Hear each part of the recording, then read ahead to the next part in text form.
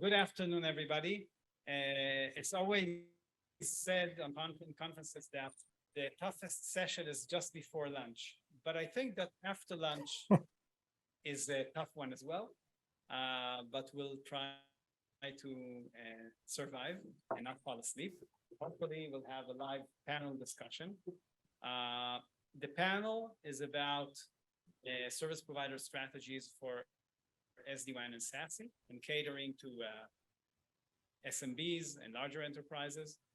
And basically, we'll want to talk about various architectures of SASE. And before we kick this off, let's have introduction by the panelists.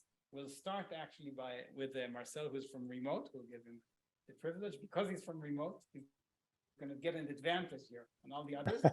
So please start and then move from those who are local. Please. Okay. Marcel Koenig from Marcel Koenig from Ancona Consulting. So we represent the buy side of the market. So we consult customers, their sourcing and technology decisions on SD-WAN and SASE. So that's actually a very good perspective to have for a panel, because Marcel is actually representing the customer, which always we want to hear what the customer has to say and what the customer thinks. So that's very, very good. I'm Paolo Mestripieri. I'm working for Cato Networks. I'm in charge of the service provider for EMEA. And in few words, Cato Networks was created in 2015, and we built a global cloud-based converged all-edge network or platform to deliver network and security services. So we anticipate the creation of the SASE model that then was created as a name by Gartner in 2019. Thank you. Hello, everyone. Good afternoon. My name is Rico from Channel Mobile International, and actually I'm based in Germany and responsible for the carrier business, wholesale business in the European region. Yes, Channel Mobile International is the international arm of Channel Mobile Group, and we're handling all the international business from roaming to data to messaging and everything. So, thank you. Well, let me close this one off. Sander Barends, I'm the Chief Product Officer at Experio. We provide global connectivity, internet access, software-defined, including SASE, and enhancement services, and we do that to roughly 60% of the Fortune 2000 today. I've been with the company almost since its inauguration, so over the last 70 years, building out this global capability. Thank you for all joining us here. Look forward to our panel. Great, thank you. So I think that people from remote cannot see me, but it's not going to be long. So my name is Amir Zamora, and I'm the CEO and co-founder of FlexiWAN, which I always say is the world's first and only open source for SD-WAN and SASE. And I want to kick this off with just a few slides to kind of give perspective of what exactly is SD-WAN, what is SASE, what is SSE. Sometimes people think it's very clear, but some of the elements are not completely clear. So I will start by saying that there are various acronyms that were coined. Paolo just said SASE in 2019 by Gartner, and afterwards we have SSE. Which of these is actually the best solution? Who is the winner in this competition? We don't know. We're going to try and answer this question during the panel. If I go back to SD-WAN, SD-WAN actually promised 4 major things. First of all, disaggregation of the hardware and software, and being able to use general purpose. I wrote here x86, but of course the dream is also maybe to use other architectures that are more cheaper, but use general purpose hardware instead of buying dedicated hardware that comes locked with the software. And when you want to replace the software, you also replace the hardware. That's something that happened, not completely. Some of the vendors are still offering you a bundle and force you to buy their hardware, and you want to upgrade performance or whatever, you need to also upgrade the hardware. Central management, that's clear. Everybody has that. If not, it's not SD-WAN. Gone are the days that you go and configure every router locally. Utilize general purpose lines instead of using MPLS or dedicated lines. Again, that's very common. That's one of the basic things of SD-WAN. ability to have multiple lines and by that reduce your cost, and much more agility of the network and connectivity to cloud services to deliver the cloud services and realize the digital transformation. When we look at this slide, it shows us an example of an enterprise SD-WAN architecture or network where you have multiple offices that can be connected between them. It can be a full mesh, it can be hub and spoke. We see retail shops that are connected to a shop, to a hub, whereas the branch offices are connected between them. Again, it's an example, and they are all connected also to the various cloud resources, either public clouds or private clouds or SaaS services, all this with one central management. And I think that the beauty of the slide is one word, which is example, okay? Because you can have many, many architectures. You're not constrained with one single architecture. So if we kind of summarize what SD-WAN is, it replaces the traditional WAN that was focused on the premise and realizes the digital and cloud transformation. It connects users to applications in a secure and more reliable and potentially more cost-effective, although it used to be one of the major pillars of the advantages. Today, I'm not sure that everything is more cost-effective or cheaper, but for sure it's more secure and more reliable. And it is application aware, and it makes routing and priority decisions based on the application type, based on its importance, or as we call it, business decisions. And as I said before, it utilizes the internet, broadband wireless, instead of using dedicated lines, and sometimes even backbones, as we will hear here in the panel. So back in 2019, Gartner defined or coined the term SASE, Secure Access Service Edge, where basically it has three elements. Why three? Because it has the SD-WAN, which I just explained. It has the SSE, which was coined later as a term, but many years before even, I think, SD-WAN was coined, we had cloud services for security, okay? But Gartner took all of this, put it in a package, and gave it a name, okay? So that's cloud-delivered security. And the third element is the backbone. They all come together, okay? Without these three, they do not fall under the definition or the original definition of SASE by Gartner. And this is, as I said, it's a single vendor SASE. Great advantages because of simplicity and so forth, but it's also a silo, meaning you are with one vendor, one architecture, very little choice in what you can do, but you have some simplicity there. Now, what happened down the road is that Gartner realized that in reality, the market doesn't all go to this direction. We don't all drive the same cars. Like Henry Ford said, you can have any color of car you want as long as it's black. Well, market wants more colors, and people wanted more colors of SASE. And that's why Gartner later on defined three architectures. One of them is the original one, the single vendor SASE that we saw before. The second one is the dual vendor. The dual vendor says that we take SD-WAN from one vendor, SASE from another vendor, and typically the backbone would come also from the SSE from another vendor, and typically the SSE would also include the backbone in it. And there is a third architecture, which is basically the Swiss Army knife of architectures, meaning it's use case specific. I call it hybrid and open, and we'll maybe see a slide about it at the end of the panel if it will be relevant. So with this, I want to end the slides, and I want to move over to questions. So I'll move over here.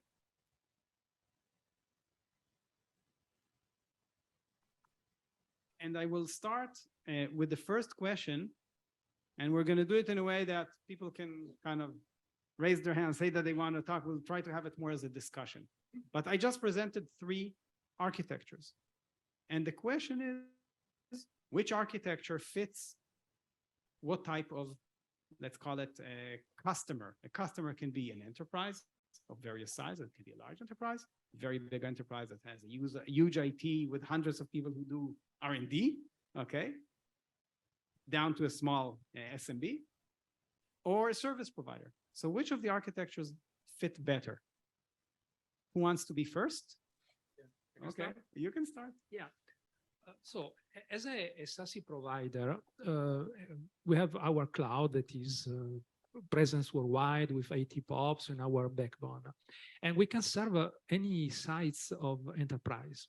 So we have large enterprises such as Herbalife, such as QPark or Sixt, 1,000 agency connected from our cloud. However, in terms of sales cycle, the sales cycle is much faster in the mid-size enterprise. And what we are experiencing is that the main challenge is the internal organization of the enterprise. When you go to the large enterprises, you have the network team and the security team. They are pretty independent. Each one of them want to do the best of breed choice.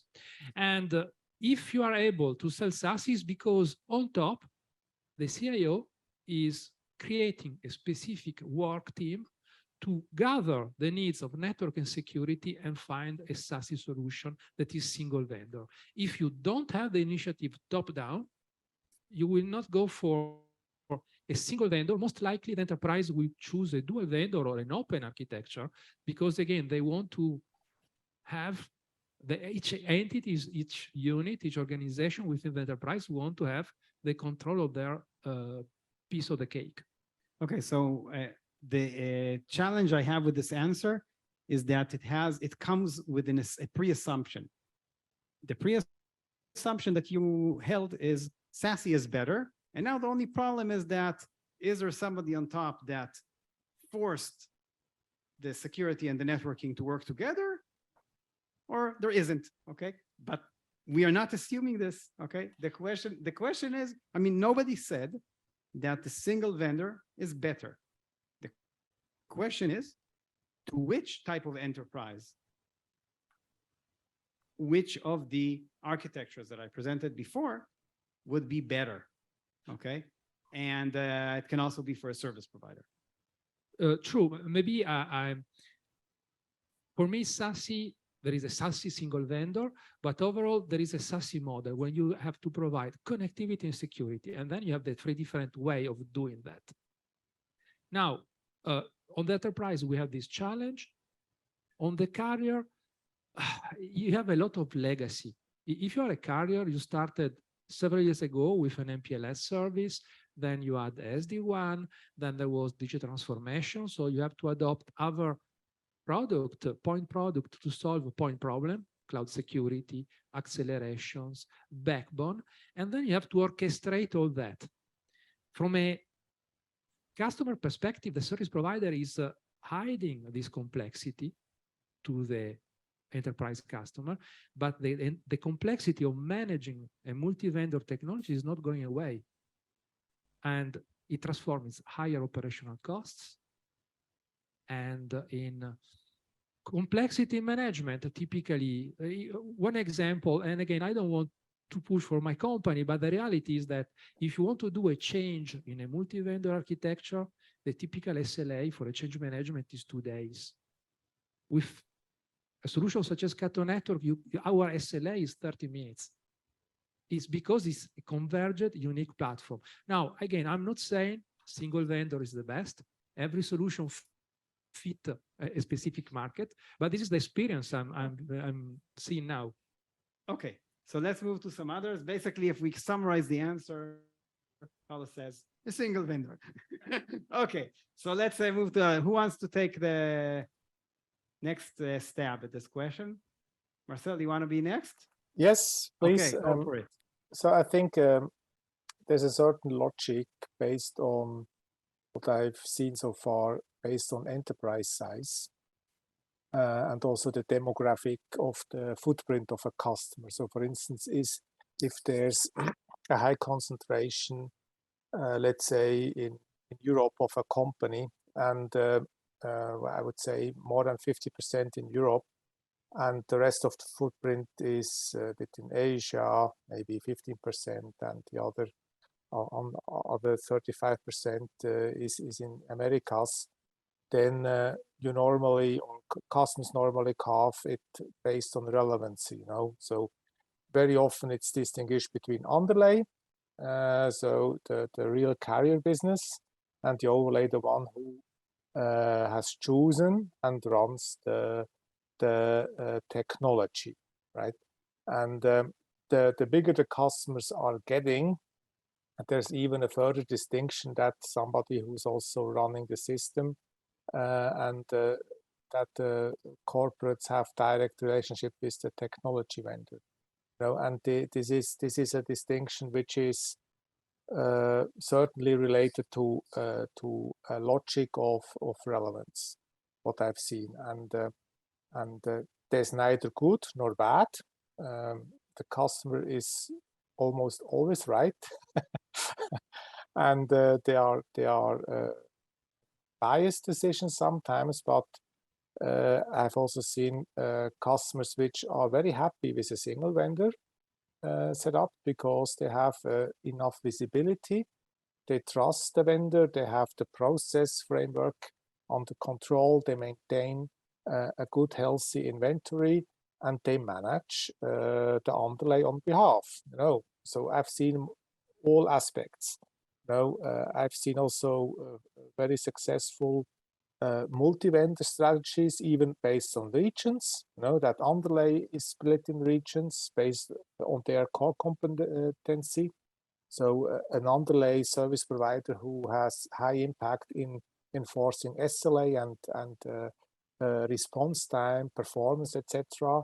That this can be even split, and then you have on top a service integrator which runs its proposed SASE infrastructure or service or SD-WAN technology on behalf of that technology provider. So there are multiple aspects. And I think at the end, the beauty in this setup is that customers can make their choices based on their preferences. And I refrain to give a statement whether what is good or bad. So it really reflects also the reality that if a network or a infrastructure organization is very lean, so they rather go for single vendor. And if they have still capabilities and people did not vanish, the internet and networking domain to SaaS topics, this is also a fact today that there's a lack of resources, then they keep a lot of that expertise in-house. So I wouldn't say there's a secret or a receipt or a recommendation about the best setup. Yeah, so if we summarize, it's all about the choice, case by case specific, which one is better, and also the technical capabilities and the level of control that the enterprise would want in order to make that decision. So we have two more gentlemen here to answer the question. Yeah, let me go next then. Sorry. I will do a summary, no problem. You can do the summary. Yeah, I think Marcel was heading in a direction that also starts getting closer to Experio's vision and the approach to SD-WAN and SASE. Clearly, there is no one size fits all. Every customer network is unique. For those that know Experio, now we will always look at a very good look at the underlay itself as well. SD-WAN is fantastic. It is application aware. It will do the optimized routing. But if the infrastructure is shitty, it will choose the least shittiest.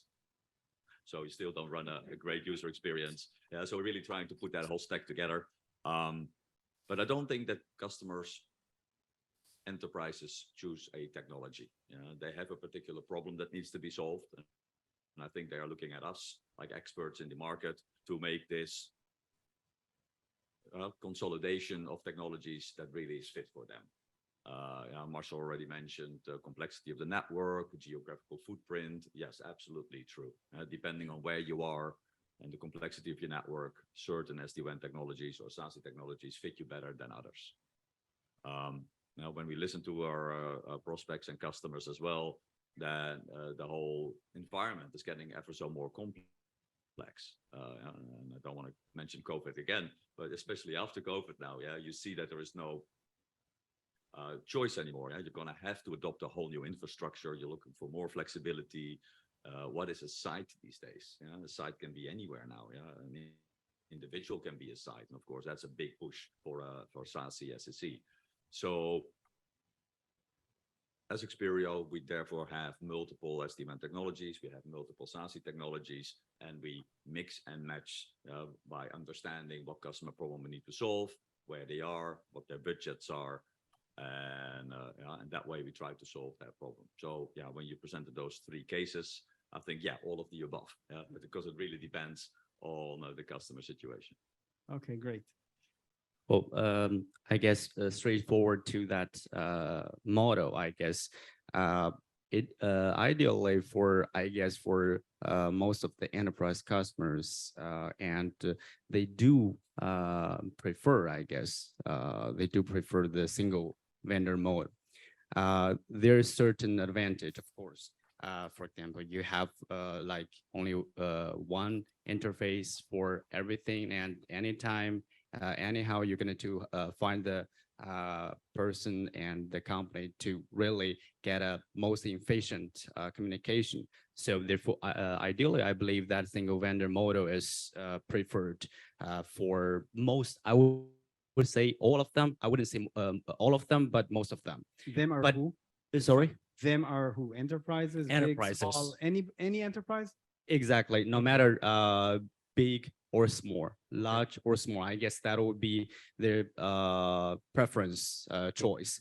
But the reality is it's more complex. I 100% agree with Sander here that you have totally different scenarios and different requirements. Even we're talking about SD-WAN, SASE, but by the end of the day, the architecture and the solution details should must be very different from company to company, and despite large or small. Therefore, I guess nowadays most of the scenario will go to the hybrid and open instead of really single vendor. But still, I think if one single vendor could manage really good of every aspect, that will be the preferred choice. Therefore, for China Mobile, and we have this concept for a while on the wholesale business, and even also with the enterprise, that we promote our one-stop shop, which means we ideally get this single vendor scenario. But of course, we need also to cooperate with different partnerships to enable this so-called single vendor. It's not us who has made everything happen, but still cooperation is one of the keywords to enable this ideally scenario. Okay, Pablo, it looks like you really want to say something. No? I thought that you want to. No, comment. I sorry, but You have I to agree. love, I Okay, love, I have okay. to You agree. stick to your ears. Okay. Well, Sanders, he didn't say that to you. He said that. Okay. Okay. So let's continue from this answer and look at the question: in what way is the telco approach to SASE different from the vendor approach? Meaning, when a vendor, the goal of the vendor is to block competition. Like we say, Cisco always says you can put anything you want in the enterprise as long as it's Cisco, right? So that's what the vendor wants. They want to sell, the larger the solution, the better, because you can charge more money and you block more competitors. So that's the vendor's approach. On the other hand, the telco's approach is, how do we create choice for us as a service provider, so we have multi-vendors, so we can replace and so forth, and have competition on pricing? How do we avoid locking? And how do we differentiate from the vendors that we resell? So if you can give some, we can start maybe with you as a service provider, and we'll go through the others. I think Experio can also be under the hat of a service provider to some extent. So let's hear your point of view here, please. Well, as a service provider, we are not that close, or let's say straightforward to this which one vendor we prefer. No, we basically, there's no preference from our side. We have our let's say underlaying and backbone offered, and if we could integrate any vendors into our solution, it will be fine. So there's the the preference shouldn't be from our side, and it should be from the customer side and also the market, how the technology evolved. And for us, the most important thing is that, okay, in any case, we are having this backbone cloud and let's say access underlay, then we don't have any let's say pressure or challenge on the specific vendor side. So again, for us, it's more or less more importantly is that we are enable this vendors who is really getting into the solution, not the otherwise. So we're welcome everyone there to be our partner in one of the solutions to offer the offer to our enterprise customers. But I guess and I believe that for the enterprises, for our enterprise customers, they do or they might have a preference which vendor they would like to handle. It really depends on what kind of IT team they have and what is their preference. If they are like their root is with Cisco, for example, and they will prefer that rather than other brands or vendors, that could be their choice. So again, it's not our choice, and we just do our job to get the stable network, and then the choice of the vendors should mostly come from the customers. Okay. So before we move to Sanders, I want to just say for the audience to start thinking. After this question, we're going to open also questions from the audience. So prepare your questions. So let's challenge the panel here, okay? Hard questions, not yet. We let the team speak and then we have questions, okay? So you can make it even more complicated until we come to you. Okay, Sanders, please. Yeah, actually, when you just placed that question in front of us, I thought actually it's also very similar to your first question, which I initially approached as technology.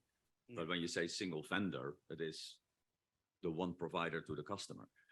And I think you do need to separate who's helping the client versus the technology. Clearly, technology vendors that have their own technology stack will always, like Cato, promote their own technology because that is what is the major difference. Because it's the best technology. Because clearly, I think as service providers, as we are here, you really want to try to solve that problem, and indeed don't look at technology first, but first understand the client. But I do agree with you as well that this single interface, that single platform is so important. So one thing that we've done to support our customers, that regardless of the SD-WAN technology we use in the background, it's a single interface to our customers. And this also enables us to help them whenever they grow or the complex becomes more, the network becomes more complex, or they do an acquisition and we need to put stuff together. We can upgrade technology, we can change technology without the customers having to be retrained on new portals, new views. And that way, we are that single vendor, yet you have the flexibility and creativity that comes with that for multi-technology in the background. So a single multi-vendor.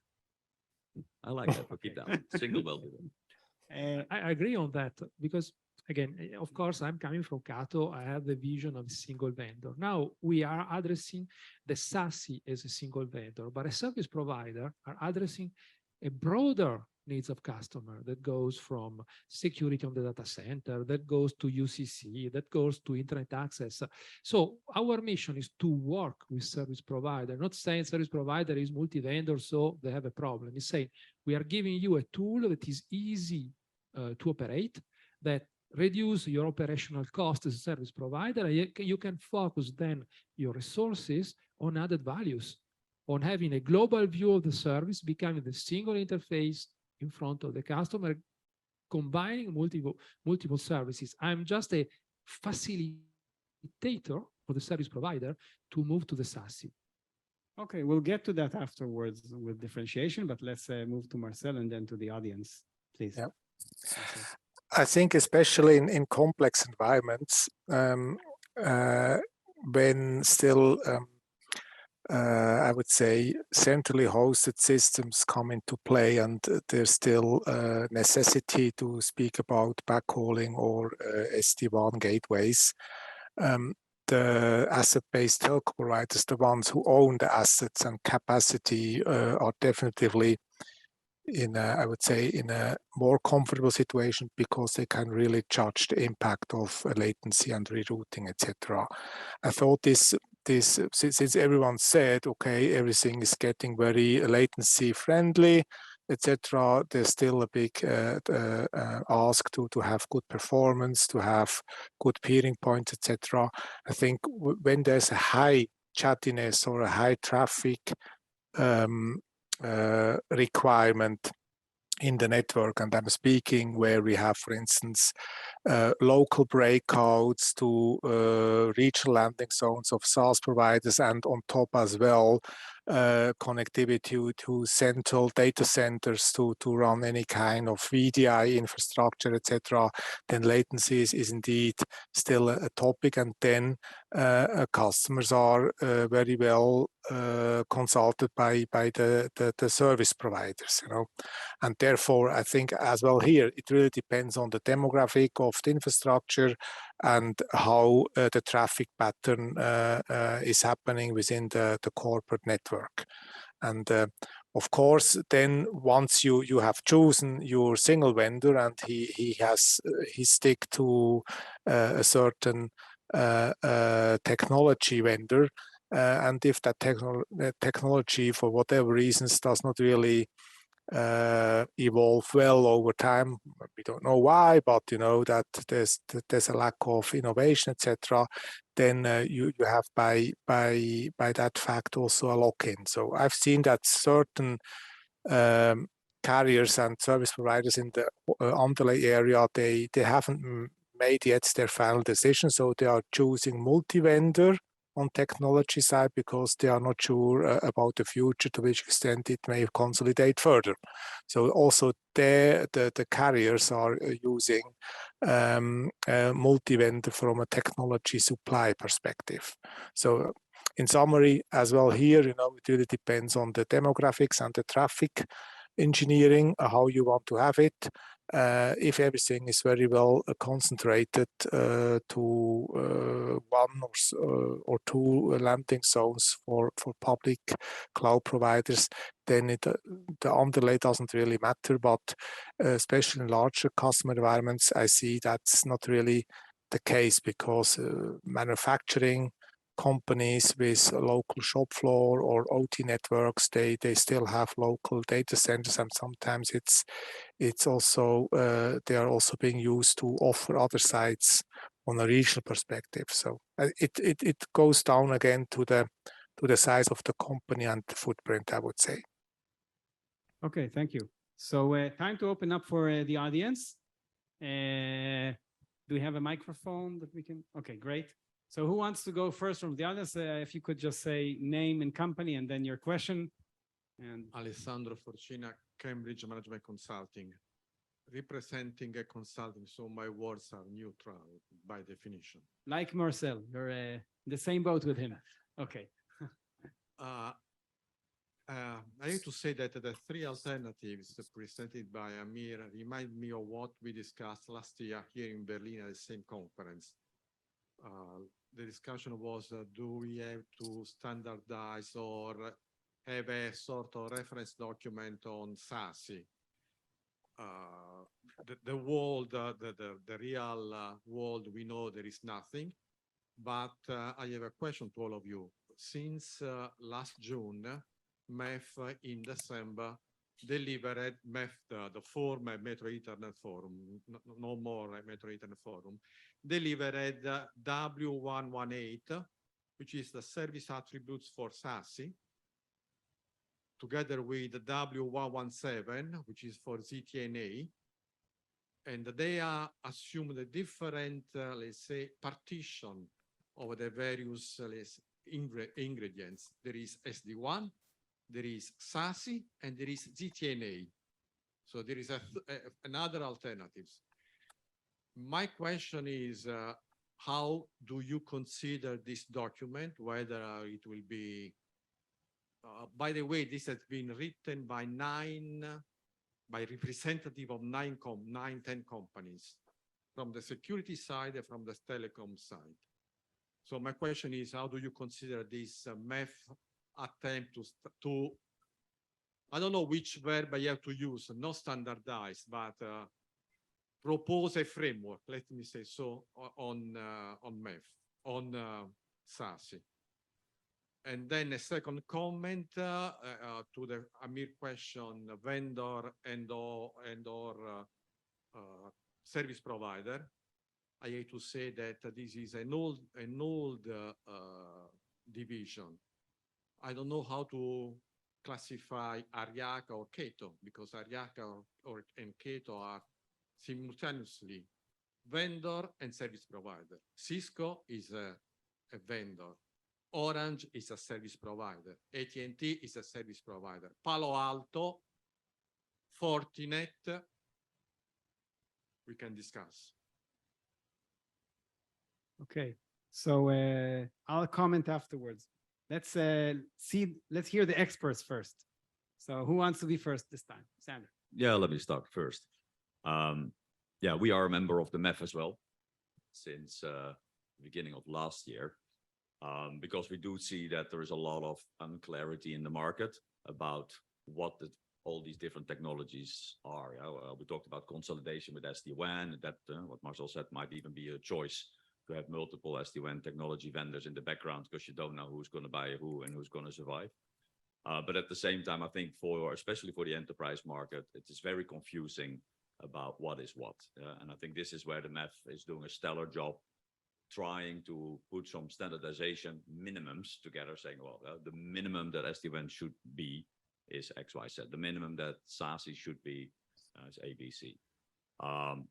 In itself, this is also still evolving. I think we're still, particularly with SASE, at the beginning of the technology development, and we're going to have to see over time, how this really comes together. But yeah, we're a contributor as well, because we see there's a need in the market to get some agreements between service providers and technology vendors about what is what. Sen, I have a question. Did you ever go to a shop and buy a chair? A chair? Yes. Probably yes. And you know what? There's no standard for a chair, but you managed to select a chair and not a table, right? Why am I saying this? Because I think that standardizing the end product is not the way to go. That's a general concept, okay? I always say that because if you are familiar with how's it called, the messaging of the GSMA, I already forgot the name of it, okay? Many years ago, they tried to standardize everything all the way up to the user interface, and then came WhatsApp and all of those applications and killed the SMS. What's the value of SMS today for the service provider? I'm not talking about the messaging, but back to that question, and also what you just mentioned about the standardization. And truly, by the end of the day, there is no, I would say, no stable standard, but still the MEF and, with these documents and people are working on a sort of standard, and the standard is evolving. I mean, one standard, even if there's articles or a standard we defined today, it might be changing tomorrow, let's say evolving tomorrow. So what you mentioned is like you buying a chair, there's no standard. True, there's no stable or static standard, but it's a dynamic standard. There has to be, in this telco world, you always have to work towards sort of standards, but it's dynamic.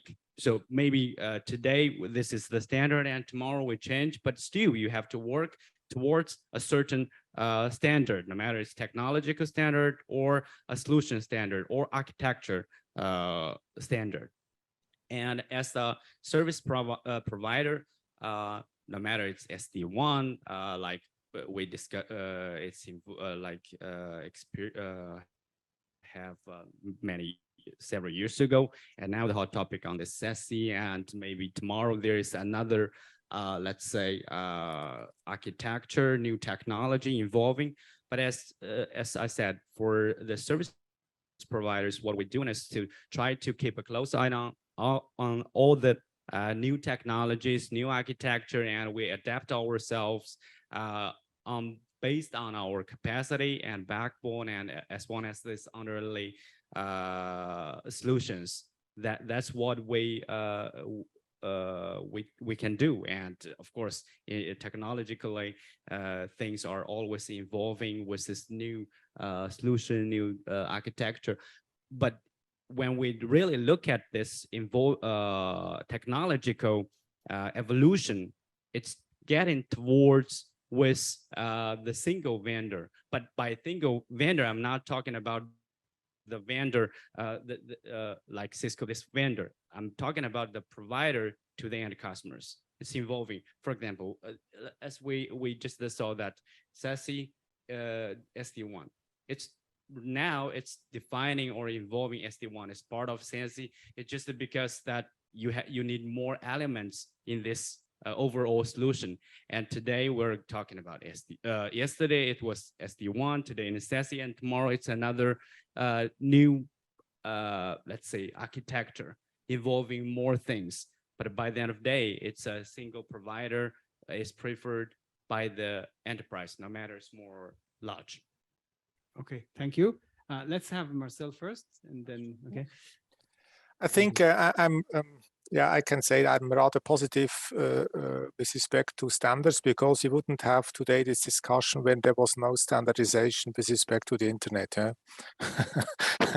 Internet was based on standards, IP addressing, all this kind of stuff, and therefore I would say if everyone would have the same standard, there's no competition, because the vendors, technology vendors, understand their sophistication in sometimes mystifying a bit their technology evolution. I would say if 60% is based on standards and the rest is based on enhancement or sophistication on features, that's great, because otherwise, the technology vendors wouldn't have any, they can only distinguish themselves with features and functionalities.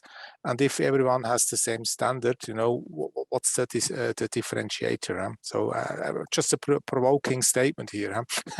And therefore, let's understand the method for standardization in that way, that it just creates some kind of packaging, a common language that everyone speaks about the same parameters, and then it's like a language, that and we have this anyway in a telecommunication area with the ITU, because this is also standardized or definitions across the globe, and therefore we can't afford to not having standards, but we need to make sure that it's not getting in a monopoly situation with engineering. Within the engineering domain, that it still leaves room for customization and differentiation towards the customers. I want to comment before you go. So first of all, Marcel, I agree 100% with what you said. I'm not against standards. Actually, I worked for like 10 years in a company that implemented standards and wrote standards. And I went to the ITF many, many times. What I'm saying is this: standards, from my point of view, this is my personal point of view, standards needs to be around two things, okay? And when we talk about communication, it should be around whatever goes over the wire, okay? So that's why we can communicate, I don't know, voice over IP, okay? Phone A can communicate with phone B. We have RTP and all of those things, and great, everything works because there are standards to that.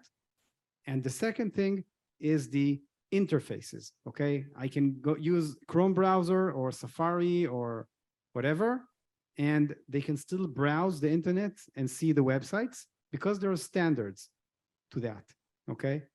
It's not standardizing what's in my on my website, what color and what fonts I'm using.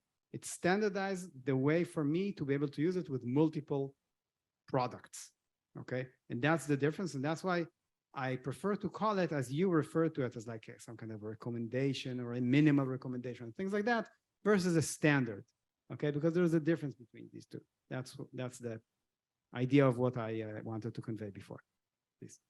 And I'm completely aligned with you. I'm an engineer, so I love standard, but I prefer the recommendation. And there is the method. What I like also to watch is what is doing Gartner. No, what is interesting, Gartner created in 2019 the SASE definition. So you would have expected the next year a magic quadrant on SASE that never come out. It will come out in October of this year, by the way, the first single vendor SASE magic quadrant, because they are still scratching their heads on which are the features that has to be included to define a single vendor SASE. How many interface panel, interface management, how many different chaining of services and so on. Do you think it relates to companies who pay and not? No, some I extent. don't. So they always say that. They always say that, but you know, it's a market. Let's say that way. And to answer to the other question, is Cato Network a service provider or a vendor? It's a very good question. It's both. It's both. Now, how I'm selling to service provider. So how to position a service that is, at the end of the day, a service provider, because we operate our nodes and we have our backbone to the service provider. Two examples, Telenor. Telenor, big service provider in the Nordics. However, they have a challenge. Most of the Nordic customer has presence international, from China to Latin America to Africa. And when the number of sites that are internationally outside the Nordic region are over 30 or 35% of their overall footprint, they do not bid. They cannot follow, they cannot answer to the customer, it's too expensive. So all those cases, they choose Cato because at one point in time, Cato became the extension of their network to provide international reachability. And we had some use cases also with large service provider, like the Orange of this world, that use Cato network to have connectivity in China, for example. So there is always an area of common interest when we can leverage our infrastructure and the infrastructure of the service provider. Another example is Windstream in the United States. They decided to enter the market of SASE and SSE. They have two options: build in-house, 2 years of development, or invest in Cato, and they launch the service in 6 months. Now, it's a matter of time to market, what you want to achieve, and which way. So again, there is there is no unique solution. There are service providers that for some reason prefer to choose Cato. There are other service providers that prefer to build in-house a solution, combining multi-vendor and then orchestrating. At the end of the day, is what the customer is asking for. Okay, thank you. Any other questions from the audience? Okay, I have another question. It's probably going to be the last question. In the slides, I presented the silo of the single vendor SASE, because you need to take basically some kind of box or IPsec that sits at the edge, use the backbone of that vendor / service provider, as you said, use the security in the cloud that vendor provided to you, and of course, the management that they provided to you. But the question is, do you think there should be choice in routing decisions, meaning does everything need to go over the backbone or maybe not? Maybe some vendor selection. Maybe this time we start with Marcel. So from a practice perspective, I've seen, for instance, that typical UCC-related traffic is recommended to be fully bypassing, for instance, web proxy services. So this is also especially for team sessions or areas like IoT traffic that this follows certain VLAN configurations. So I think the beauty of it is you can use local breakouts through a secure web infrastructure. You can use a normal local breakout to plain internet. Customers are using that, and you can also reroute through any kind of carrier neutral facility, landing zone of a cloud provider. So there are multiple aspects. I haven't seen any preferred pattern where to route. Most important characteristic is that, you know, if you want to choose a SaaS platform, then you make use of proximity, you know, and proximity is, you know, you break out as close as possible to the landing zone.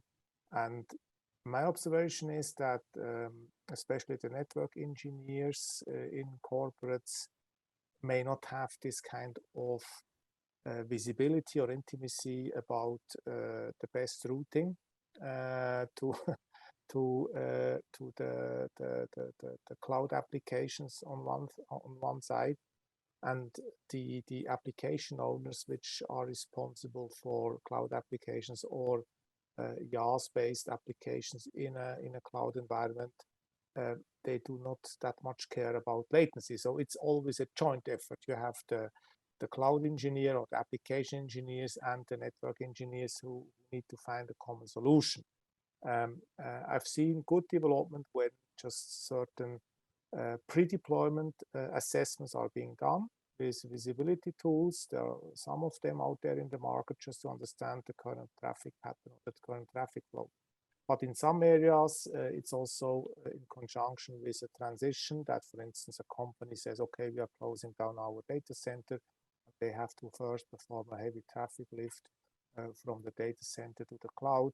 And then you have sometimes also a missing baseline on the anticipated traffic pattern. So, and I think the service providers understand, and the ones who run the vendors' technology have all the capabilities and tools just to color the traffic differently, that it goes then internet caller, or it's redirected to secure or web secure infrastructure, whatever.